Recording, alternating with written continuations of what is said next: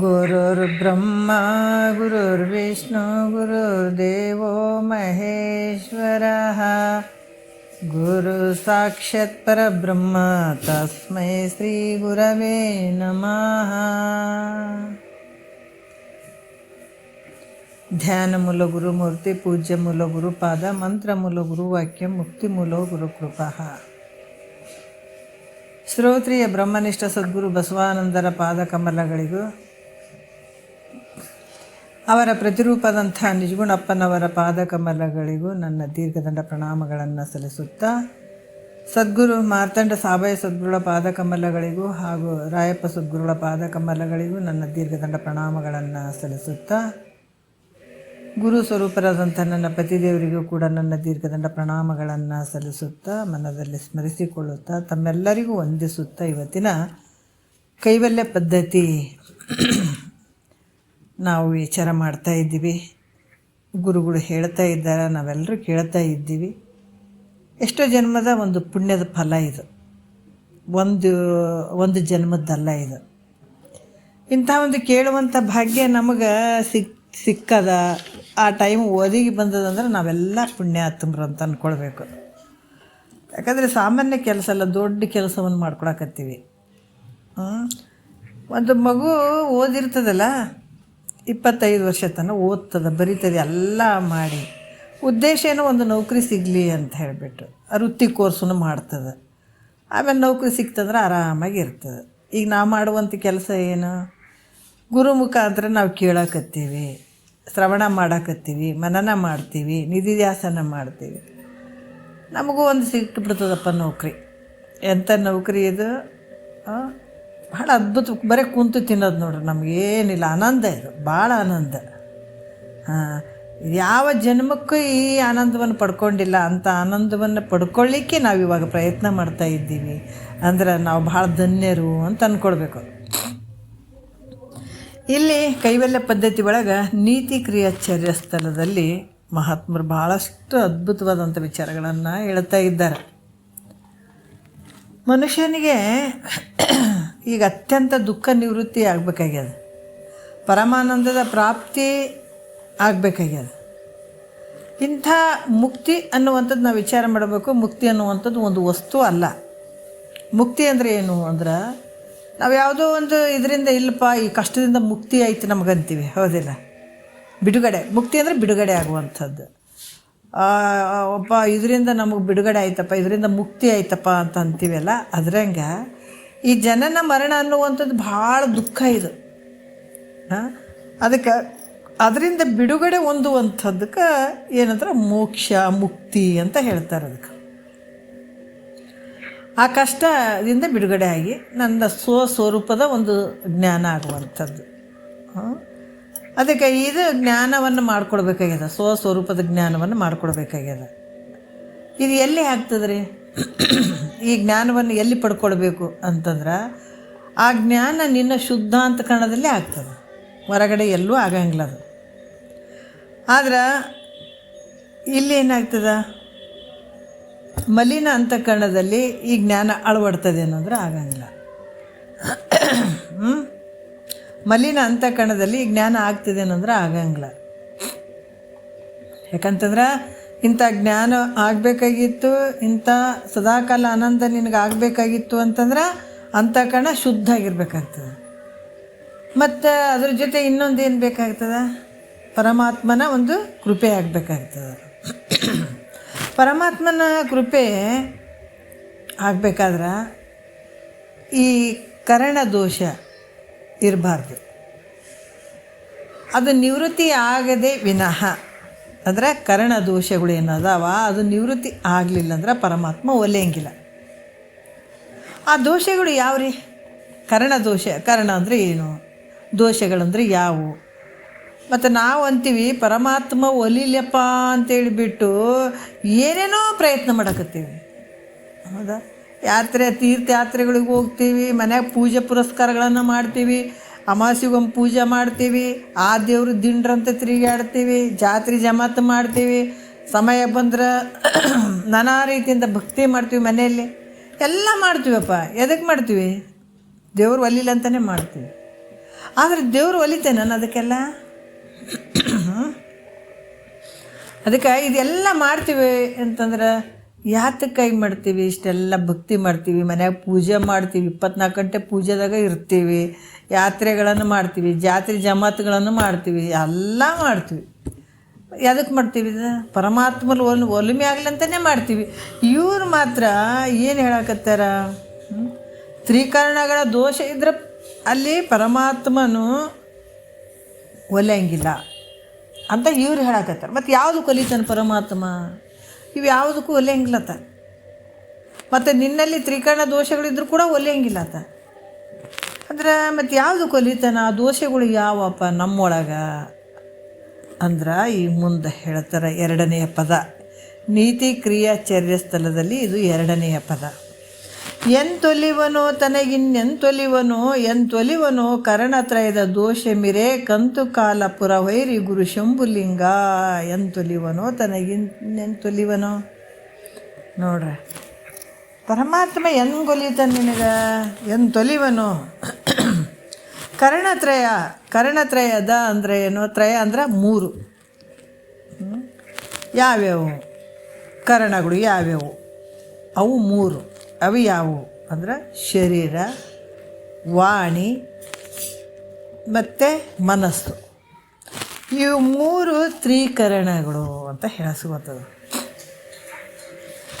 ಇವು 3 ಕರಣಗಳು ದೋಷದಿಂದ ಕೂಡಿದ್ವು ಅಂತಂದ್ರೆ ನಿನಗೆ ಪರಮಾತ್ಮನ ಒಲುಮೆ ಆಗ್ತದೇನು ಅಂದ್ರೆ ಖಂಡಿತ ಪರಮಾತ್ಮನ ಒಲುಮೆ ಆಗಂಗಿಲ್ಲ. ನೋಡ್ರಿ, ಅಂದರೆ ಈಗ ನಾವು ಎಲ್ಲಿ ಶುದ್ಧ ಆಗಬೇಕು? ನಮ್ಮಲ್ಲೇ ನಾವು. ಅದಕ್ಕೆ ಈ ಜ್ಞಾನ ಹೆಂಗೆ ಐತೆ ಅಂದರೆ ಇದು ನಾವೇನು ಕೇಳಕತ್ತೀವಲ್ಲ, ಅಂತರಂಗದ ಕನ್ನಡಿ ಇದು. ನಮ್ಮ ಮುಖ ನಾವೇ ನೋಡ್ಕೊಳ್ಳೋದಿಲ್ಲ. ನಮ್ಮ ಒಳಗಡೆ ಅಂತರಂಗ ಏನು ಐತೆಲ್ಲ ಅದನ್ನು ಬೇರೆ ಯಾರಿಗೆ ಸಿಗ್ತದೆ, ಯಾರಿಗೆ ಕಾಣ್ತದೆ ಹೇಳ್ರಿ? ಹಾಂ, ಹೊರಗಡೆ. ಯಾಕಂದ್ರೆ ಮುಖನ ನಾವು ಕನ್ನಡಿ ಒಳಗೆ ನಿಂತು ಹಿಂಗೈತಪ್ಪ ನಮ್ಮ ಮುಖ, ಹಿಂಗೈತೆ, ಕಪ್ಪೈತೆ, ಬೆಳಗೈತೆ, ಏನೋ ಹತ್ತದಂತ ನಾವು ಕ್ಲೀನ್ ಮಾಡ್ಕೊಳ್ಬೋದು, ಏನೋ ಸರಿ ಮಾಡ್ಕೊಳ್ಬೋದು. ಹತ್ತಿದಂಥ ಕೊಳೆಯನ್ನು ನಾವು ತೆಗಿಬೋದು. ಆದರೆ ಅಂತಃಕರಣದ ಕೊಳೆ ಹೆಂಗ್ರಿ ತೆಗಿಯೋದು? ಅಲ್ಲ, ಇಲ್ಲಿ ದೋಷ ಇರ್ತದೆ, ಅಂತಃಕರಣದಲ್ಲಿ ದೋಷ. ಅದಕ್ಕೆ ನಮ್ಮಲ್ಲಿ ಎಂತೆಂಥ ದೋಷಗಳದಾವ. ಈ ದೋಷಗಳಿದ್ದದಕ್ಕಾಗಿ ನಿನಗೆ ಭಗವಂತನ ಒಲುಮೆ ಆಗಂಗಿಲ್ಲ. ಅವು ಎಂಥ ದೋಷ ರೀ? ಅವ್ರು ಹೇಳ್ತಾರೆ ಶರೀರದಿಂದ ಮಾಡಿದಂಥ ದೋಷ, ಆಮೇಲೆ ವಾಣಿಯಿಂದ ಮಾಡಿದಂಥದ್ದು, ಆಮೇಲೆ ಮನಸ್ಸಿನಿಂದ ಮಾಡಿದಂಥ ದೋಷಗಳು. ಈ ರೀತಿ ದೋಷದಿಂದ ಕೂಡಿದಂಥ ವ್ಯಕ್ತಿಗೆ ಮನ್ಮಥನನ್ನು ದಹಿಸಿದಂಥ ಅಂದ್ರೆ ಮನ್ಮಥನನ್ನು ಸುಟ್ಟಂಥತ್ತ ಯಾರು? ಪರಮಾತ್ಮ. ಆತ ಏನು ಮಾಡ್ಯಾನ? ಮನ್ಮಥನನ್ನು ಸುಟ್ಟಂಥತ್ತ. ಮತ್ತು ಇಲ್ಲಿ ಕೂಡ ಹೇಳ್ತಾರ ಯಮನನ್ನು ಗೆದ್ದಂಥ ಜಗತ್ತಿನೊಳಗೆ ಯಾರಿಗೂ ಈ ಮನ್ಮಥನನ್ನು ಗೆಲ್ಲಕ್ಕಾಗಿಲ್ಲ, ಯಮಧರ್ಮನನ್ನು ಗೆಲ್ಲಕ್ಕಾಗಿಲ್ಲ. ಆದ್ರೆ ಮನ್ಮಥನನ್ನು ದಹಿಸಿದಂಥ ಸುಟ್ಟಂಥ ಮತ್ತು ಯಮನನ್ನು ಗೆದ್ದಂಥ ಮತ್ತು ತ್ರಿಪುರಗಳನ್ನು ನಾಶ ಮಾಡಿದಂಥ ಯಾರು? ಪರಮಾತ್ಮ. ಹೆಂಗೆ ಒಲಿತಾನೆ ನಿನಗೆ? ಶರೀರದಿಂದ, ಮನಸ್ಸಿನಿಂದ, ವಾಣಿಯಿಂದ ಇವು 3 ದೋಷಗಳಿಂದ ಕೂಡಿದಂಥ ನಿನಗೆ ಪರಮಾತ್ಮನ ಒಲಿಮೆ ಆಗಲಿ ರೀ, ಪರಮಾತ್ಮನ ಕೃಪೆ ಆಗಲಿ. ಏನು ಮಾಡಿದ್ರಿ? ಏನು ಐತಿ ನೀ ಬಾಹ್ಯದಲ್ಲಿ? ಎಲ್ಲ ರೊಕ್ಕ ಒಯ್ದು ನೀನು ಉಂಡಿಗೆ ಸುರು. ಏನು ದುನಿಯಾದ ಹೊರಗೆ ಬಾಹ್ಯದಲ್ಲಿ ಏನಾರ ಮಾಡು ನೀನು, ನಿನಗೆ ಭಗವಂತ ಒಲಿತಾನೆ ಅಂದ್ರೆ ಖಂಡಿತ ಒಲಿಯಂಗಿಲ್ಲ. ಒಲಿಬೇಕಾದ್ರೆ ಈ ಶರೀರದಿಂದ ಇರುವಂಥದ್ದು, ವಾಣಿಯಿಂದ ಇರುವಂಥದ್ದು, ಮನಸ್ಸಿನಲ್ಲಿರುವಂಥ ದೋಷಗಳನ್ನು ನೀನು ತೆಗಿಬೇಕಾಗ್ತದ. ಆವಾಗ ನಿನಗೆ ಪರಮಾತ್ಮ ಒಲಿತಾನ ಅಂತ ಎಷ್ಟು ಅದ್ಭುತವಾಗಿ ಹೇಳ್ತಾರೆ ನೋಡ್ರಿ. ಎಂಥ ಅದ್ಭುತವಾದಂಥ ವಿಚಾರಗಳು ಮಹಾತ್ಮರ ಬಾಯಿಯಲ್ಲೇ ಸಿಗುವಂಥದ್ದು ಈ ವಿಚಾರಗಳು. ಬೇರೆ ಎಲ್ಲ ನೋಡೋಕ್ಕೆ ಸಾಧ್ಯ ಆಗಂಗಿಲ್ಲವು. ಅದಕ್ಕೆ ಇಲ್ಲಿ ಕೂಡ ಹೇಳ್ತಾರೆ. ಈಗ 3 ಸಲ ಹೇಳಿದಾರ, ಎಂತೊಲಿವನೋ ತನಗಿಂತ ಎಂತೊಲಿವನೋ ಅಂತ ಹೇಳಿಬಿಟ್ಟು 3 ಸಲ ಹೇಳಿದಾರಲ್ಲ. ಮತ್ತಿದು ಪದೇ ಪದೇ ಹೇಳಿದಂಥ ದೋಷ ಪ್ರಾಪ್ತಿ ಆಗ್ತದಲ್ಲ, ಇದು 3 ಸಲ ಹೇಳೋದು ಬೇಕಾಗಿತ್ತ, ಪುನರುಕ್ತಿ ದೋಷ ಬರ್ತದಲ್ಲ ಅಂತ ಪ್ರಶ್ನೆ ಮಾಡಿದರು ಕೂಡ ಇದು ದೋಷ ಈ ರೀತಿ ಪುನರುಕ್ತಿ ದೋಷ ಆಗಂಗಿಲ್ಲಪ್ಪ. ಯಾಕಂದ್ರೆ ದೋಷಗಳು 3 ರೀತಿಯಿಂದ ಅದಾವ. ಶರೀರದ ದೋಷ, ಮತ್ತು ಪರಮಾತ್ಮನ ದೋಷ, ಆಮೇಲೆ ಯಾವುದು ಪರಮಾತ್ಮ ಹೆಂಗೆ ಒಲಿತಾನ ಅನ್ನುವಂಥದ್ದು. ಶರೀರ ದೋಷ ಇದ್ರೆ ಏನಾಗ್ತದೆ, ಇಲ್ಲಿ ಪರಮಾತ್ಮ ಹೆಂಗೆ ಒಲಿತಾನ ಅಂದ್ರೆ ಒಲೆಯಂಗಿಲ್ಲ. ಶರೀರದಲ್ಲಿ ಇರುವಂಥ ಒಂದು ದೋಷಗಳು ಇತ್ತಂತಂದ್ರೆ ಪರಮಾತ್ಮ ಒಲಿತಾನೇನೋ ಅಂತಂದ್ರೆ ಒಲೆಯಂಗಿಲ್ಲ. ಅದಕ್ಕೆ ಇಲ್ಲಿ ಕೂಡ ಕಾಯ ವಾಚ ಮನಸ್ಸು, ಶರೀರ ಮತ್ತು ವಾಣಿ ಮತ್ತು ಮನಸ್ಸು, ಅದಕ್ಕೆ ಎಂತೊಲಿವನು ತನಗಿನ್ನೆಂತೊಲಿವನು ಅಂತ ಹೇಳಿದಂಥದ್ದು. ಅದಕ್ಕೆ ಈ ರೀತಿಯಾಗಿ ಈಗ ಮಕ್ಕಳು ಯಾರೋ ಒಂದು ತಪ್ಪು ಮಾಡಿದಾರಂತಂದ್ರೆ ಮಾಡಬೇಡ್ರಪ್ಪ ಅಂತ ಒಂದು ಸ್ವಲ್ಪ ಕರುಣೆ ಅಂತ ಹೇಳ್ತಾರಿಲ್ಲ, ಆ ರೀತಿಯಾಗಿ ಇಲ್ಲಿ ಕೆಲವೊಂದು ದೋಷಗಳನ್ನು ತೋರಿಸೋದಕ್ಕಾಗಿ ಈ ರೀತಿ 3 ಸಲ ಹೇಳಿದ್ದಾರೆ ಅವರು. ಮನಸ್ಸಿನ ದೋಷ ಇದ್ದರೂ ಕೂಡ ಪರಮಾತ್ಮ ಒಲೆಯಂಗಿಲ್ಲ, ವಾಣಿಯಿಂದ ದೋಷ ಇದ್ದರೂ ಕೂಡ ಪರಮಾತ್ಮ ಒಲೆಯಂಗಿಲ್ಲ, ಶರೀರದ ದೋಷ ಇದ್ದರೂ ಕೂಡ ಪರಮಾತ್ಮನ ಕೃಪೆ ಆಗಂಗಿಲ್ಲ ಅಂತ ಅನ್ನೋದಕ್ಕಾಗಿ 3 ಸಾರಿ ಅವ್ರೇನು ಹೇಳಿದ್ರೆ ಎಂತೊಲಿವನು ಅಂತ ಹೇಳಿದ್ದಾರೆ ಅವರು. ಒಂದೊಂದಕ್ಕಾಗಿ 3 ಸಲ ಹೇಳಿಲ್ಲ ಅವರು, ಒಂದೇ ಶಬ್ದಕ್ಕಾಗಿ 3 ಸಲ ಹೇಳಿಲ್ಲ. ಶರೀರಕ್ಕೆ, ವಾಣಿಗೆ ಮತ್ತು ಮನಸ್ಸಿಗೆ ಇವು 3 ದೋಷಗಳಿದ್ದದಕ್ಕಾಗಿ ಎಂತೊಲಿವನು ತನಗಿನ್ನೆಂತೊಲಿವನು ಅಂತ 3 ಸಲ ಹೇಳ್ಯದ ಹೊರತಾಗಿ ಒಂದೇ ಶಬ್ದಕ್ಕೆ 3 ಸಲ ಹೇಳಿಲ್ಲಪ್ಪ ಅಂತ ಇಲ್ಲಿ ಶಿಷ್ಯನಿಗೆ ತಿಳಿಸ್ತಾರೆ ಸದ್ಗುರುನಾಥ. ಮತ್ತು ಇಲ್ಲಿ ಕೂಡ ಹೇಳ್ತಾರೆ, ನಾವು ಇವನ್ನೆಲ್ಲ ಈ ದೋಷಗಳಿಂದ ಬಿಡುಗಡೆ ಆಗಬೇಕಾಗಿತ್ತು ಅಂದರೆ ಕೆಲವು ವಿಚಾರಗಳು ಹೇಳ್ತಾರೆ. ಶರೀರದಿಂದ ನಾವು ಯಾವ ದೋಷಗಳು ನಮಗೆ ಆಗಿದಾವ, ಏನದಾವ ನಮಗೆಲ್ಲ ಗೊತ್ತಿರ್ತವೇನು. ಶರೀರದಿಂದ ಮಾಡುವಂಥ ದೋಷ ನೋಡ್ರಿ, ಇದು ಹೆಂಗತ್ತದಂತಂದ್ರೆ ಮತ್ತೆ ಮುಂದಿನ ಜನ್ಮದಲ್ಲಿ ಏನನ್ನಾಗಿ ಹುಡ್ತೀವಿ ಈ ದೋಷಗಳು ಇದ್ದವು ಅಂತಂದ್ರೆ ಅದನ್ನೆಲ್ಲ ಹೇಳ್ಕೊಂಡು ಬರ್ತಾರೆ. ಮತ್ತು ಇಲ್ಲಿ ಕೂಡ ಏನು ಹೇಳ್ತಾರೆ, ಪರವಧುವಿನ ಕೂಟ, ಅನ್ಯರ ವಿತ್ತಾಪಹರಣ, ಅಭಕ್ಷ್ಯ ಸೇವನೆ, ಹಿಂಸೆ, ಪರಿವಿಡಿದ ಈ 4 ಪಾತಕಗಳು ಪಾಮರ ಜನ್ಮವೆಯೇ ಕಾಯದೊಳು ಹೊಂದಿರೆ ತನಗೆಂತೊಲಿವನೋ ಎಂಥ ಒಂದು ಅದ್ಭುತವಾಗಿ ಹೇಳ್ತಾರೆ. ಪರವಧುವಿನ ಕೂಟ ಅಂದ್ರೆ ಈ ಪರಸ್ತ್ರೀ ಗಮನ ಮಾಡುವಂಥದ್ದು. ಇದು ಕೂಡ ಪಾಪಕ್ಕೆ ಗುರಿಯಾಗಿರುವಂಥದ್ದು. ಪರವಧುವಿನ ಕೂಟ ಅಂದ್ರೆ ಹೆಣ್ಣು ಗಂಡಿಗೆ, ಗಂಡು ಹೆಣ್ಣಿಗೆ 2 ರೀತಿಯಿಂದ ತಗೊಳ್ಬೇಕು. ಇದು ಕೂಡ ಪರಸ್ತ್ರೀಯನ್ನು ಗಮನ ಮಾಡುವಂಥದ್ದು, ಇದು ಪಾಪಕ್ಕೆ ಗುರಿಯಾಗಿರುವಂಥದ್ದು. ಅದಕ್ಕೆ ಮಹಾತ್ಮರು ಭಾಳ ಚಂದ ಹೇಳ್ತಾರೆ. ನಾನು ಚಿಕ್ಕವ್ರು ಇರ್ಬೇಕಾದಾಗ ಒಂದು ಕೆಲವು ಹಾಡು ಹೇಳ್ತಿದ್ರು, ಮನ್ಯಾಗ ಭಜನೆ ಮಾಡಾಗ ಕೆಲವು ಹಾಡುಗಳು ಹೇಳ್ತಿದ್ರು. ನಡೆ ನುಡಿಯಿಂದ ನೀವು ನಡೆಯಬೇಕಣ್ಣ,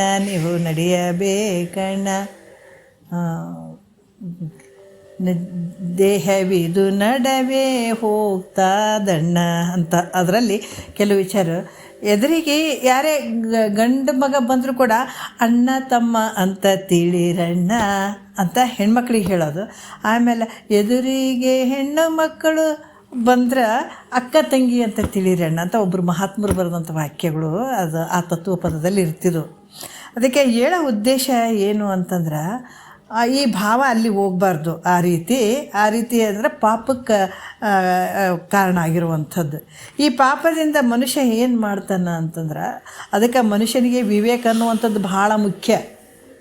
ಅದಕ್ಕೆ ಇಲ್ಲಿ ನೋಡ್ರಿ, ಅದಕ್ಕೆ ಅರಿದು ವನಿತಾದಿ ವಿಷಯದೋಳುಳ್ಳ ದೋಷವನ್ನು ಅಂತ ಹೇಳಿದ್ದಾರೆ ಅವರು.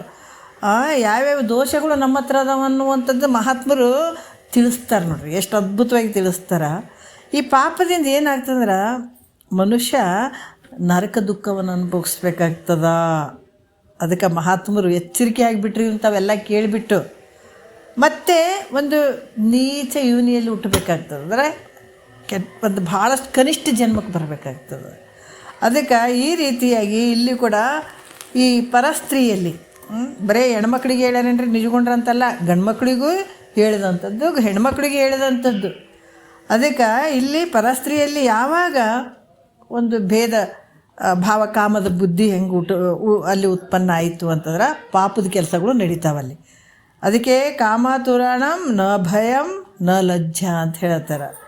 ಈ ವಾಕ್ಯದಂಗೆ ಏನಾಗ್ತದೆ, ಮನುಷ್ಯನಿಗೆ ಎಲ್ಲ ಮಾನ ಮರ್ಯಾದೆ ನಾಚಿಕೆ ಎಲ್ಲ ಬಿಟ್ಬಿಡ್ತಾನತ. ಇದರಿಂದ ಜಗತ್ತಿನ ಜನರದ ಹಂಚಿಕೆ ಹೋಗ್ಬಿಡ್ತದ. ಆಮೇಲೆ ಭಯ ಯಾವುದೂ ಇರೋಂಗಿಲ್ಲ. ಅಷ್ಟೇ ಅಲ್ಲ, ಸತ್ಪುರುಷರ ಭಯ ಕೂಡ ಹೋಗ್ಬಿಡ್ತದಲ್ಲಿ ಈ ಭಾವದಿಂದ.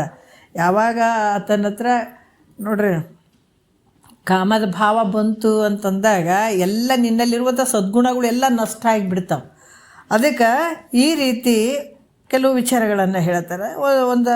ಒಂದನ್ನೊಂದು ಕಾಲದಾಗ ಕೂಡ ನಳ, ಕುಬೇರ ಇವರು ಅಪ್ಸರಾ ಸ್ತ್ರೀಯರಿಂದ ಕೂಡಿಕೊಂಡು ಅನಂತ ರೀತಿಯಿಂದ ಅವರು ಕೂಡ ಈ ಒಂದದರಲ್ಲಿ ಭಾಗಿಯಾಗಿದ್ದರು. ಅವರು ಈ ರೀತಿ ಏನು ಅಪ್ಸರೆಯರಿಂದ ಕೂಡಿಕೊಂಡು ಕೆಲವೊಂದು ಚೇಷ್ಟೆಗಳನ್ನು ಅಲ್ಲಿ ಆಡ್ತಿದ್ರು ಅವರು. ಆವಾಗ ಅಕಸ್ಮಾತ್ ನಾರದ ಅಲ್ಲಿ ಬಂದಿರ್ತಾನೆ. ಆವಾಗ ಇವರೆಲ್ಲ ಒಂದು ಕಾಮಾಂಧರರಾಗಿ ಆ ಒಂದು ಇದರಲ್ಲಿ ತಲ್ಲೀನರಾಗಿರ್ತಾರೆ. ಆವಾಗ ನಾರದರು ಅದನ್ನು ನೋಡೋಂಗಿಲ್ಲ. ಯಾಕಂದ್ರೆ ಅವರು ನಾರದರನ್ನು ನೋಡೋಂಗಿಲ್ಲ ಬಂದದ್ದನ್ನು. ಆವಾಗ ನಾರದರಿಗೆ ಭಾಳಷ್ಟು ಸಿಟ್ಟು ಬರ್ತದೆ. ಸಿಟ್ಟು ಬಂದರು. ಅದರಿಂದ ನೀವು ನಾ ಬಂದರೂ ಕೂಡ ನಿಮ್ಗೆ ಅರಿವಿಲ್ಲಲ್ಲ, ಅದಕ್ಕೆ ನೀವು ಇಷ್ಟು ಒಂದು ಅಲಕ್ಷ್ಯ ಭಾವದಿಂದ ನನ್ನ ನೋಡಿರಿ ಅಂತಂದ ಮೇಲೆ ನೀವು ವೃಕ್ಷಗಳಾಗಿ ಹುಟ್ಟ್ರಿ ಅಂತ ಶಾಪ ಕೊಟ್ಬಿಡ್ತಾರೆ ಅವರು. ಅದರಿಂದ ವೃಕ್ಷಗಳಾಗಿ ಅವರು ಉತ್ಪತ್ತಿ ಆದರು ಅಂತ ಹೇಳುವಂಥದ್ದು. ಹಾಗಾಗಿ ಪರಸ್ತ್ರೀ ಗಮನ ಮಾಡಿದಂಥ ಇಂದ್ರನು ಕೂಡ ಸುಂದರವಾದ ದೇಹದಲ್ಲಿ ಭಗೇಂದ್ರಗಳನ್ನು ಆತ ಧರಿಸ್ಕೊಂಡ. ಯಾರು? ಇಂದ್ರ. ಅಹಲ್ಯ ಎಷ್ಟೋ ಕಾಲದವರೆಗೆ ಕಲ್ಲಾಗಿ ಬಿದ್ದಳು. ಯಾವುದರಿಂದ? ಈ ಕಾಮದ ಒಂದು ಭಾವನೆಯಿಂದ. ಅದಕ್ಕೆ ಇಂದ್ರನು ಅಹಲ್ಯೆಯನ್ನು ಮೋಹಿಸಿ, ಇಂದ್ರ ಗೌತಮ ಮಹರ್ಷಿಗಳ ಹೆಂಡತಿ ಅಹಲ್ಯೆ. ಇಂದ್ರ ಏನು ಮಾಡಿದ? ಅಹಲ್ಯೆಯನ್ನು ಮೋಹ ಮಾಡಿದ. ಆತ ಏನು ಮಾಡಿದ? ಗೌತಮ ಋಷಿಗಳಂತೆ ಆತ ಏನು ಮಾಡಿದ? ಇಂದ್ರ ಗೌತಮ ಮಹರ್ಷಿಗಳಂತೆ ವೇಷ ಹಾಕ್ಕೊಂಡು ಬಂದ. ಆತ ರಾತ್ರಿ ಬಂದು ಏನು ಮಾಡಿದ? ಆಶ್ರಮವನ್ನು ಅಲ್ಲಿ ಆಶ್ರಮಕ್ಕೆ ಬಂದು ಅಲ್ಲಿ ಕೋಳಿ ಹೆಂಗೆ ಕೂಗ್ತದೆ ಹಂಗೆ ಕೂಗಕ್ಕೆ ಮಾಡ್ದ. ಆವಾಗೇನಾಯಿತು? ಪ್ರತಿ ದಿವಸ ಬೆಳಗ್ಗೆ ಈಗ ಗೌತಮ ಮಹರ್ಷಿ ನದಿಗೆ ಹೋಗ್ತಾಯಿದ್ರು ಅವರು. ಆವಾಗ ಹೋದಾಗ ಏನಾಗ್ತದೆ, ಆತಗೆ ಒಂದು ಅಂತರ್ಮುಖವಾಗಿ ಕೆಲವು ವಿಷಯಗಳು ಗೊತ್ತಾಗ್ತದೆ. ಯಾಕೆ ಅಲ್ಲಿ ಹೋಗಿ ನೋಡ್ತಾನೆ, ರಾತ್ರಿ ಅದ, ಪೂರ್ತಿ 1-2 ಗಂಟೆ ಟೈಮ್ ಆಗ್ಯದ.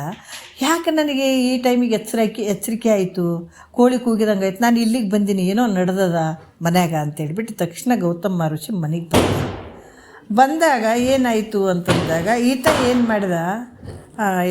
ಯಾರು ಗೌತಮ ಮಹರ್ಷಿಯ ವೇಷ ಹಾಕ್ಕೊಂಡು ಇಂದ್ರ ಏನು ಮಾಡ್ದ? ಅಹಲ್ಯನ ಹತ್ರ ಹೋಗಿದ್ದಾತ. ಅಹಲ್ಯನ ಹತ್ರ ಹೋದಾಗ ಈತ ತಕ್ಷಣ ಮನೆಗೆ ಬಂದ ತಕ್ಷಣವೇ ಏನಾಯಿತು? ಬಾಗಿಲಿ ಬಡ್ದ. ಆವಾಗ ಇಂದ್ರ ಏನು ಗೌತಮ ಮಹರ್ಷಿ ವೇಷ ಹಾಕ್ಕೊಂಡು ಅಹಲ್ಯನ ಬಲ್ಲಿ ಇದ್ದ ಒಳಗಡೆ. ಅವಾಗ ಭಯ ಆಗಿಬಿಡ್ತು, ಓ ಋಷಿಗಳಿಗೆ ಬಂದುಬಿಟ್ರು ಅಂತ. ಆವಾಗ ಆತ ಹೇಳ್ತಾನೆ, ಯಾರಿಗೆ? ಅಹಲ್ಯಗೆ ಹೇಳ್ತಾನೆ, ಇಲ್ಲ ನನ್ನ ತಪ್ಪಾಯಿತು, ನಾನು ನಿಜವಾಗಿ ಗೌತಮ ಮಹರ್ಷಿ ಅಲ್ಲ, ನಿನ್ನ ಗಂಡ ನಾನಲ್ಲ, ಆದ್ರೆ ನಾನು ಇಂದ್ರ ಅದೀನಿ, ವೇಷ ಹಾಕ್ಕೊಂಡು ಬಂದಿದ್ದೀನಿ, ನನ್ನ ತಪ್ಪಾಯಿತು, ಹೆಂಗೆ ಮಾಡೋದೀಗ? ಮಹರ್ಷಿಗಳು ಬಂದಾರೆ, ಹೆಂಗೆ ಮಾಡೋದು ಅಂತ ಹೇಳ್ತಾನೆ. ಹೇಳಿದಾಗ ಆಕಿ ಅಂತಾಳೆ, ಹೌದಾ, ನೀವು ಈ ಥರ ಯಾಕೆ ಹಂಗೆ ಮಾಡಿದ್ರಿ ಅಂತ ಹೇಳಿಬಿಟ್ಟು ಆಕೆ ಆಯ್ತಾಯಿತು, ನೀ ಬೆಕ್ಕಾಗಿ ಈ ಬಚ್ಚಲು ಮೊರೆಯಿಂದ ಹೋಗಿಬಿಡು ಅಂತ ಹೇಳ್ತಾಳೆ ಆಕೆ. ಆತ ಇಂದ್ರ ಏನು ಮಾಡ್ತಾನೆ? ಬೆಕ್ಕಾಗಿ ಬಚ್ಚಲು ಮೊರೆಯಿಂದ ಹೋಗಿಬಿಡ್ತಾನೆ. ಆವಾಗ ಈತ ಬಾಗಿಲಿ ತೆಗಿ ಅಂತಂದಾಗ ಬಾಗಿಲಿ ತೆಗೆದ ಮೇಲೆ ಆವಾಗ ಆತ ಏನು ಗೊತ್ತಾಗಿಬಿಡ್ತದೆ. ಆವಾಗ ಗೊತ್ತಾಗಿ ಇಲ್ಲಿ ಕೂಡ ಹೇಳ್ತಾನೆ ಯಾವ ರೀತಿ ಅಂತಂದ್ರೆ, ನೀನು ನನ್ನ ವೇಷ ಹಾಕ್ಕೊಂಡು ಬಂದು ಈ ಥರ ಕೆಟ್ಟ ಕೆಲಸಗಳನ್ನು ಮಾಡಿದೆ ಅಂತಂದ ಮೇಲೆ ನಿನ್ನ ಮೈತುಂಬ ಭಗೇಂದ್ರಿಗೆ ಯಾವುದನ್ನು ಮೋಹ ಮಾಡಿ ಬಂದಿದೆ ಅದೇ ನಿನ್ನ ಮೈತುಂಬ ಭಗೇಂದ್ರಿಗಳಾಗಲಿ ಅಂತ ಶಾಪ ಕೊಟ್ಬಿಡ್ತಾರೆ ಗೌತಮ ಮಹರ್ಷಿ. ಯಾರಿಗೆ? ಇಂದ್ರನಿಗೆ ಕೊಟ್ಟುಗಳನ್ನೇ. ಆವಾಗ ಹೆಂಡತಿಗೆ ಇಲ್ಲಿ ಕೂಡ ಏನಂತಂದ್ರೆ ಹೇಳ್ತಾನೆ, ನಿನ್ನ ಪತಿವ್ರತ ಮಹಿಮೆಯಿಂದ ನೀನು ಅದಕ್ಕೆ ಶಾಪ ಕೊಡ್ಬೋದಾಗಿತ್ತು. ನೀ ಹಿಂಗೆ ಬಂದಿ ಅಂತಂದ್ರೆ ನೀನು ಭಾಳ ಮೋಸ ಮಾಡಿದ್ದೆ ನನಗಂತ ನೀನು ಶಾಪ ಕೊಡ್ಬೋದಾಗಿತ್ತು, ನೀ ಕೊಡಲಿಲ್ಲ. ಆದ್ರೆ ಬೆಕ್ಕಾಗಿ ಬಚ್ಚಲು ಮೊರೆಯಿಂದ ಹೋಗಂತ ನೀ ಹೇಳಿದೆಲ್ಲ, ಇದು ನಿಂದು ತಪ್ಪಾದ, ನೀನು ಕಲ್ಲಾಗಿ ಬೀಳಿ ಅಂತ ಶಾಪ ಕೊಟ್ಟರು. ಯಾರು? ಗೌತಮ ಮಹರ್ಷಿ. ಅದಕ್ಕೆ ಈ ರೀತಿ ಈ ಪುರುಷನು ಪರಸ್ತ್ರೀ ಗಮನ ಮಾಡೋದ್ರಿಂದ ಅನಂತ ನರಕಗಳನ್ನು ಅನುಭವಿಸ್ಬೇಕಾಗ್ತದೆ. ಅದಕ್ಕೆ ಭಾಳಷ್ಟು ಕೇಳ್ತಾನತ. ಯಾರು? ಇಂದ್ರ ಭಾಳಷ್ಟು ಕೇಳ್ತಾನೆ. ಆದರೂ ಒಬ್ಬ ಋಷಿ ಒಂದು ಶಾಪ ಕೊಟ್ಟಿದ್ರೆ ಅದರ ವಿಮೋಚನೆ ಮಾಡೋ ಒಂದು ಶಕ್ತಿ ಇರೋಂಗಿಲ್ಲಲ್ಲ, ಹಾಗಾಗಿ ಆತನು ಭಾಳಷ್ಟು ಕಷ್ಟಕ್ಕೆ ಗುರಿಯಾಗ್ತಾನೆ. ಈಕೆ ಕಲ್ಲಾಗಿ ಬಿದ್ದುಬಿಡ್ತಾಳೆ ಅಲ್ಲೇ. ಈ ರೀತಿ ಇಲ್ಲಿ ಈ ಪರಸ್ತ್ರೀ ಪರಪುರುಷ ಈ ಗಮನ ಮಾಡೋದ್ರಿಂದ ಅನಂತ ನರಕ ದುಃಖಗಳನ್ನು ಹೊಂದಬೇಕಾಗ್ತದೆ. ಮತ್ತೇನಾಗ್ತದಪ್ಪ ಅಂತಂದ್ರೆ ಅದಕ್ಕೆ ಪಾಪಾನುಗುಣದಿಂದ ಗಿಡ ಮರ ಕ್ರಿಮಿಗಳ ರೂಪಾಗಿ, ಎಷ್ಟು ಅದ್ಭುತವಾಗಿ ಹೇಳ್ತಾರೆ. ಇಂಥ ಪಾಪಕ್ಕನುಸಾರವಾಗಿ ಗಿಡ ಮರ ಕಲ್ಲು ಮೊದಲಾದಂಥ ಒಂದು ಏನಂದರೆ ನೀಚ ಜನ್ಮಗಳು ಬರ್ತವೆ, ಕೆಟ್ಟ ಜನ್ಮಗಳು ಬರ್ತಾವೆ. ಯಾವುದಕ್ಕೆ ಬಂತಂತ ನಾವು ಅರ್ಥ ಮಾಡ್ಕೋಬೇಕು. ಅದಕ್ಕೆ ಇವೆಲ್ಲ ರೂಟೀನ್ ತಿರುಗ್ತಿರ್ತಾವೆ. ಇಲ್ಲರಿ ಅದ್ರಾಗ ಹಂಗಂದ್ರೆ ಹಂಗಲ್ಲ. ಯಾಕಂದ್ರೆ ಅದಕ್ಕೆ ಭಾಳಷ್ಟು ಮಹಾತ್ಮರು ಹೇಳ್ತಾರೆ ಹಿಂಗೆ ತಿಳ್ಕೊಳ್ಬೇಕಾದಂಥದ್ದು. ಇವತ್ತು ಗಿಡ ಮರಗಳು ನಾವು ಹೇಳ್ತೀವಿ ಪಾಪಾನುಗುಣದಿಂದ ಗಿಡ ಮರ ನಾವು ತಿಳಿಯೋದಕ್ಕಿಂತ ಮುಂಚೆ ಏನು ಹೇಳ್ತೀವಿ, ಆ ಗಿಡ ಆದರೂ ಚಂದ, ಬಳ್ಳಿ ಆದರೂ ಚಂದ, ಹೂವು ಆದರೂ ಚಂದ, ಅದಾದರೂ ಚಂದ, ಕವಿಗಳ ಲೆಕ್ಕದಾಗ ನಾವು ಹೋಗಿರ್ತೀವಲ್ಲ. ನಿಜವಾದ ವಿಚಾರ ಮಾಡಿದ್ದು ನೋಡಿದ್ರೆ ಏನು ಸುಖ ಐತ್ರಿ ಅದು. ಅದೊಂದು ಭಾಳಷ್ಟು ಕನಿಷ್ಠ ಜನ್ಮ ಅದು. ಗಿಡ ಮರ ಪಾಪಾನುಗುಣದಿಂದ ಗಿಡ ಮರ ಕ್ರಿಮಿಗಳ ರೂಪಾಗಿ. ಅದಕ್ಕೆ ಅಂಥ ಪಾಪದ ಒಂದು ಫಲವಾಗಿ ಇಲ್ಲಿ ಗಿಡ ಮರ ಕಲ್ಲು ಇಂಥ ಒಂದು ಕನಿಷ್ಠ ಜನ್ಮಗಳನ್ನು ಎತ್ತಬೇಕಾಗ್ತದೆ ಮುಂದೆ. ಅದರಿಂದ ಈ ಪರಸ್ತ್ರೀ ಗಮನ ಒಂದು ಶರೀರದಿಂದ ಆಗ್ತಕ್ಕಂಥ ದೋಷ ಅಂತ ಹೇಳಿಸ್ಕೊಳ್ತದೆ. ಇದು ಕೂಡ ಇದು ಶರೀರದಿಂದ ಆಗ್ತಕ್ಕಂಥ ದೋಷ. ಈ ರೀತಿ ಆದಾಗ ಏನಾಗ್ತದೆ, ಕನಿಷ್ಠ ಜನ್ಮಗಳು ಬರ್ತಾವೆ. ಮತ್ತು ಇನ್ನೂ ಒಂದು ಹೇಳ್ತಾರೆ ಅನ್ಯರ ವಿತ್ತಾಪಹರಣ. ಇದು ಒಂದು ಕೂಡ ಅನ್ಯರ ವಿತ್ತಾಪಹರಣ ಅಂತಂದರೆ ನಾವು ಇನ್ನೊಬ್ಬರ ಒಂದು ದುಡ್ಡನ್ನು ಅಪೇಕ್ಷೆ ಮಾಡುವಂಥದ್ದು, ಅಪಹರಣ ಮಾಡುವಂಥದ್ದು ಭಾಳಷ್ಟು ಹೇಳ್ತಾರೆ ನೋಡ್ರಿ. ಯಾಕಂದರೆ ಇದು ಕೂಡ ಶರೀರದಿಂದ ಆಗ್ತಕ್ಕಂಥ ಒಂದು ದೋಷ. ಅದು ನಿನಗೆ ಯಾವ ರೀತಿಯಿಂದ ಸುಖ ಕೊಡುವಂಥದ್ದಲ್ಲ. ಅದು ನಿನ್ಗೆ ಎಷ್ಟಿರ್ತದೆ ಅಷ್ಟನ್ನೇ ನೀನು ಸ್ವೀಕಾರ ಮಾಡಬೇಕು, ಅಷ್ಟನ್ನು ಮಾತ್ರ ನೀನು ಅನುಭವಿಸ್ಬೇಕಾಗ್ತದೆ ಹೊರತಾಗಿ ಇನ್ನೊಬ್ಬರ ಒಂದು ದುಡ್ಡು ನೀನೇನಾದರೂ ತೊಗೊಂಡ್ರೆ ನೋಡ್ರಿ ಅದರಿಂದ ಕೂಡ ನಿನಗೆ ಪಾಪಕ್ಕೆ ಗುರಿ ಆಗ್ತದೆ. ಅಪಹರಣ ಮಾಡಿದ್ರೆ ಅದನ್ನು ತಗೊಂಡ್ರೆ ಇದು ಕೂಡ ದೋಷ ಆಗ್ತದೆ. ಇದು ಇನ್ನೊಬ್ರಿಗೂ ದುಃಖ ಆಗುವಂಥದ್ದು. ಆ ದುಡ್ಡು ಅಪಹರಣ ಮಾಡಿದ್ರೆ ಅವರಿಗೂ ದುಃಖ ಕೊಟ್ಟಂಗೆ ಅದರಿಂದ ನಿನಗೇನು ಸುಖ ಆಗ್ತದೆ ಅಂದ್ರೆ ಅದರಿಂದ ನಿನಗೂ ಸುಖ ಆಗಂಗಿಲ್ಲ. ಇದು ನೋಡ್ರಿ ಹೆಂಗೆ ಗಣಿತ ಲೆಕ್ಕ ಇದ್ದಂಗೆ ಇದು. ನಾವು ಯಾರದೇ ಏನೇ ತೊಗೊಂಡ್ರು ಕೂಡ ಮತ್ತೆ ಜನ್ಮಾಂತರ ಚುಕ್ತ ಮಾಡಲೇಬೇಕು. ಅದಕ್ಕೆ ನಾ ಒಂದು ಕೆಲವು ಸಲ ವಿಚಾರಗಳನ್ನು ಹೇಳಿದ್ದೀನಿ. ಇವತ್ತು ಮಗ ಆಗಿ ಬಂದು ನಮ್ಮನ್ನು ಕಾಡಿಸ್ತಾ ಇದ್ದಾನ, ಮಕ್ಕಳಾಗಿ ಬಂದು ನಮ್ಮನ್ನು ಕಾಡಿಸ್ತಾ ಇದ್ದಾರೆ, ಮಕ್ಕಳಾಗಿ ಬಂದು ನಮಗೆ ಪ್ರೀತಿ ತೋರಿಸ್ತಾ ಇದ್ದಾರೆ, ಮಕ್ಕಳಾಗಿ ಬಂದು ನಮಗೆಲ್ಲ ಯಾವುದೇ ರೀತಿಯ ಒಂದು ಅನುಕೂಲಸ್ಥರಾಗಿದ್ದಾರೆ. ನನ್ನ ಮಕ್ಕಳು ದೇವ್ರಿದ್ದಂಗೆ ಅದಾರಪ್ಪ ಅಂತೀವಿ, ದೇವ್ರಿದ್ದಂಗೆ ಅದಾರಪ್ಪ ನಮ್ಮ ಮಕ್ಕಳು ಅಂತೀವಿ. ನಮ್ಮ ಮಕ್ಕಳು ಸರಿ ಇಲ್ಲಪ್ಪ ಅಂತ ನಾವೆಲ್ಲ ರೀತಿಯಿಂದ ಅಂತೀವಿ. ನಮ್ಮ ಬಂಧು ಬಳಗ ಸರಿ ಇಲ್ಲರಿ ಅಂತೀವಿ, ನಮ್ಮ ಗಂಡ ಸರಿ ಇಲ್ಲರಿ ಅಂತೀವಿ, ನಮ್ಗೆ ಹೆಂಡತಿ ಸರಿ ಇಲ್ಲ ಅಂತೀವಿ. ಇವೆಲ್ಲ ಲೆಕ್ಕ ರೀ, ಲೆಕ್ಕ. ಯಾಕಂದ್ರೆ ನಾವು ಹಿಂದಿನ ಜನ್ಮದಾಗ ನಮ್ಮ ಪಾಪ ಕರ್ಮಗಳು ಏನೇನದವ ನಾವು ಹಿಂಗೆ ಅನುಭವಿಸ್ಬೇಕಾಗ್ತದೆ. ಅದಕ್ಕೆ ಯಾರ್ಯಾರ್ದು ಏನೇನಿರ್ತದೆ ಅವ್ರವ್ರು ಉಣಬೇಕಿಲ್ಲಿ ಬಂದು. ಅದಕ್ಕೆ ನಮ್ಮ ಲೆಕ್ಕಗಳನ್ನು ಚುಕ್ತಾಗುವಂಥ ಕೆಲಸಗಳು ಇವೆಲ್ಲ. ಈ ಭೂಮಿಗೆ ಬಂದೀವಿ ಅಂತಂದರೆ ಎಲ್ಲ ಲೆಕ್ಕಗಳು ಚುಕ್ತಾಗಬೇಕಿಲ್ಲಿ. ಅವ್ರು ಆ ರೀತಿಯಿಂದ ಒಂದು ತೀರಿಸ್ಕೊಳ್ತಾರೆ. ಇವ್ರು ಈ ರೀತಿಯಿಂದ ನಾನಾ ರೀತಿಯಿಂದ ಇಲ್ಲೆಲ್ಲ ನಾವೆಲ್ಲ ಬಂದೀವಿ ಅಂದರೆ ಒಂದೊಂದು ಜನ್ಮದ ಒಂದು ಇದರಿಂದನೇ ಪ್ರಾರಬ್ಧದ ಕರ್ಮದಿಂದ ಆಯಾ ಕರ್ಮಗಳನ್ನು ಅನುಭವಿಸ್ಬೇಕಾಗ್ತದೆ. ಇಲ್ಲಿ ಕೂಡ ಏನು ಹೇಳ್ತಾರಂತಂದ್ರೆ ಈ ಪರರ ದ್ರವ್ಯವನ್ನು ತಗೊಳ್ಳುವಂಥದ್ದು ಅವರಿಗೆ ಕೂಡ ಸುಖ ಇಲ್ಲ, ನೀ ತೊಗೊಂಡ್ರೆ ಕೂಡ ನಿನಗೂ ಸುಖ ಇಲ್ಲ. ಇದರಿಂದ ಏನಾಗ್ತದೆ? ಸುಖ ಇಲ್ಲಾಂದ್ರೆ ಮತ್ತು ಸಾಯೋವ್ರಿಗೆ ಉಣ್ತೀವಿ ತಿಂತೀವಿ ಬೇಕಾದಂಗೆ ಇರ್ತದಲ್ಲ ರೀ ರೊಕ್ಕ ರೂಪಾಯಿ. ಮತ್ತು ನಮಗೆ ಹೆಂಗೆ ಸುಖ ಇಲ್ಲ? ಹೌದಾ? ಕಳ್ತನ ಮಾಡೋರು ಅದು ಅಂತ ಹೇಳ್ತಾರೆ. ಏನಂದರೆ ಇಲ್ಲರಿ ನಮ್ಗೆ ಈಗ ಒಂದು 50 ಲಕ್ಷ ಅದು ಯಾರ್ದೋ ಒಂದು ದರೋಡೆ ಮಾಡಿದ್ವಿ, ತಂದು ಇಟ್ಕೊಂಡಿವಿ, ಮಾಡಿದ್ವಿ, ಬೇಕಾದಂಗೆ ಆನಂದವಾಗಿ ಇರ್ತೀವಿ ಅಂತಂದ್ರೆ ನೀನು ಅಂದ್ಕೊಂಡಿದ್ದೆ ಆನಂದವಾಗಿ ಸುಖವಾಗಿ ಇರ್ತೀನಿ ಅಂತ. ಆದರೆ ನೀನು ಸುಖದಿಂದ ಇರ್ತೀವಿ ಏನಂದರೆ ಇದರಿಂದ ನರಕ ದುಃಖ ಮುಂದೆ ಭಾಳಷ್ಟು ಕಷ್ಟ ಅನುಭವಿಸ್ಬೇಕಾಗ್ತದ ನೋಡ್ರಿ. ಅದಕ್ಕೆ ಹೇಳ್ತಾರೆ ಏನಂದ್ರೆ ನೀ CCTV ನಾವು ಹಚ್ತೀವಿ ನೋಡ್ರಿ ಎಲ್ಲ ಕಾಣಿಸ್ತದೆ. ಅದಕ್ಕೆ ಚಿತ್ರಗುಪ್ತ ಅಂತದ. ನೀ ಏನೇನು ಮಾಡ್ತೀವಿ ಶರೀರದಿಂದ ಯಾರಿಗೆ ಹೇಳಾರ್ದ ನೀ ಏನು ಮಾಡಿದ್ರು ಕೂಡ ಗುಪ್ತವಾಗಿ ಬರ್ಕೊಳ್ಳೋಂಥ ತೊಬ್ಬತ್ತದ ನಮ್ಮ ಒಳಗೆ. ಮನುಷ್ಯರಿಂದ ನಾವು ಸುಳ್ಳು ಹೇಳ್ಬೋದು, ತಪ್ಪಿಸ್ಕೊಳ್ಬಹುದು, ಗೆದ್ದೀವಿ ಅನ್ಬೋದು, ನೀ ಏನೇ ಅನು. ಆದ್ರೆ ಚಿತ್ರಗುಪ್ತರು ಅದಾರಲ್ಲ ಅವ್ರಿಂದ ತಪ್ಪಿಸ್ಕೊಳಕ್ಕಾಗಂಗಿಲ್ಲ. ನಿನ್ನ ಚಿತ್ರ ಸಮೇತವಾಗಿ ಬರೆದಿಟ್ಕೋತಾರೆ ಅವರು. ಈ ಶಿಕ್ಷೆ ಇಲ್ಲಿ ನಿನಗೆ ಅನುಭವಿಸೋಕ್ಕಾಗಲಿ, ಯಾರು ಕೊಡಂಗಿಲ್ಲ ನಿನಗೆ ಶಿಕ್ಷೆ, ನಿನ್ನ ಮುಂದೈತಿ ಶಿಕ್ಷೆ. ಅದಕ್ಕೆ ಹೇಳ್ತಾರೆ ನರಕ ದುಃಖವನ್ನೇ ಅನುಭವಿಸ್ಬೇಕಾಗ್ತದೆ ಮುಂದೆ. ಮತ್ತು ಅದಕ್ಕೆ ಇನ್ನೊಂದು ಫಲ ಯಾವುದಂದ್ರೆ ಕನಿಷ್ಠ ಜನ್ಮ. ಅದಕ್ಕೆ ನೋಡಿರಿ ಮುಳ್ಳಿನ ಗಿಡ, ಇನ್ನು ಆ ಗಿಡಗಳಲ್ಲಿ ಮತ್ತು ಮುಳ್ಳಿನ ಜನ ಇನ್ನೂ ಕನಿಷ್ಠ. ಅದು ಅಲ್ಲಿ ಯಾರನ್ನ ಹತ್ರ ಹೋಗಿ ನಿಂದಿರ್ತೀವೇನ್ರಿ ಮುಳ್ಳಿನ ಗಿಡದ ಹತ್ರ, ಏಯಪ್ಪ ಮುಳ್ಳು ಐತಪ್ಪ ನಡ್ರಿ ಆ ಕಡೆ, ಅದನ್ನ ನೆಳ್ಳನೂ ಕೊಡಂಗಿಲ್ಲ. ಅಲ್ಲಿ ಹತ್ರ ಕೂಡ ಯಾರು ಇಷ್ಟಪಟ್ಟು ಹೋಗ್ತೀವಿ ಮುಳ್ಳಿನ ಗಿಡದ ಹತ್ರ, ದೂರ ದೂರ ಬರ್ರಿ ಮುಳ್ಳದಾವ ಅಂತ ಹೇಳ್ತೀವಲ್ಲ, ಮುಳ್ಳಿನ ಗಿಡ ಐತೆ ಅಂತೇಳಿ. ಯಾಕಂದ್ರೆ ಎಷ್ಟು ಕನಿಷ್ಠ ಕೆಲಸ ಮಾಡಿರೋದು ಬೇಡ, ಎಷ್ಟು ಪಾಪದ ಕೆಲಸ ಮಾಡಿರೋದು ಬೇಡ, ಆ ರೀತಿಗೆ ಆ ಜನ್ಮಗಳು ಬರ್ತಾವ. ಈ ರೀತಿ ತಿಳ್ಕೊಳ್ಬೇಕು. ಈ ರೀತಿ ಅಂದರೆ ಕನಿಷ್ಠ ಜನ್ಮಗಳು ಬರುವಂಥದ್ದು. ಮತ್ತು ಅಭಕ್ಷ್ಯ ಸೇವನೆ ಏನಪ್ಪ ಅಂತಂದ್ರೆ, ನಾವು ಮನುಷ್ಯರಾಗಿದ್ದೀವಿ, ತಿನ್ನಲಿಕ್ಕೆ ಮತ್ತು ಕುಡಿಯೋದಕ್ಕೆ ಅಯೋಗ್ಯವಾದಂಥ ಪದಾರ್ಥಗಳನ್ನೇ ತಿನ್ನುವಂಥದ್ದು, ಕುಡಿಯುವಂಥದ್ದು ಇದು ಕೂಡ ಯೋಗ್ಯ ಅಲ್ಲ. ನೋಡ್ರಿ ಅವು ಯಾವಪ್ಪ?